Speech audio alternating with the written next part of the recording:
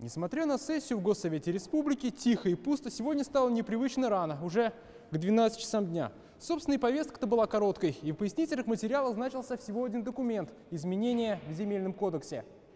Сегодня в его 33-й статье решением депутатов появился 5-й пункт. По нему бизнесмены смогут получать государственную и муниципальную землю без торгов. Это в том случае, если они будут создавать инвестиционные проекты и часть прибыли от них отдавать для помощи пострадавшим дольщикам и вкладчикам. Пока, значит, у нас есть 2-3 земельных участка, конкретно один земельный участок около 700 гектаров в Аракчино, значит, который будет работать под этот закон. А потом будем делать инвентаризацию и будем решать. А что за инвестиционный проект? Это инвестиционный проект будет, вот согласно приняли закон, там будет строиться жилье, коммерческое жилье. Также депутаты одобрили назначение первого вице-премьера республики. Им стал Рустам Нигматуллин. Он более 20 лет проработал в Казанском исполкоме, а в последние годы являлся первым вице-мэром.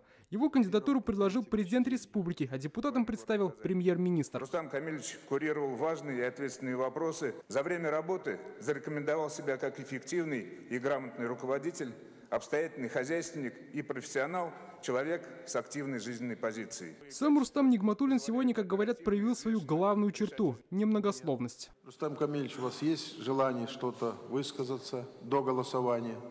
Нет, вы все его знаете, человек не новый, ни в Казани, ни в целом Республике Татарстан. Решение принимается. Поздравляем вас с высоким доверием. Я думаю, будем слаженно работать и с депутатским корпусом. Успехов вам!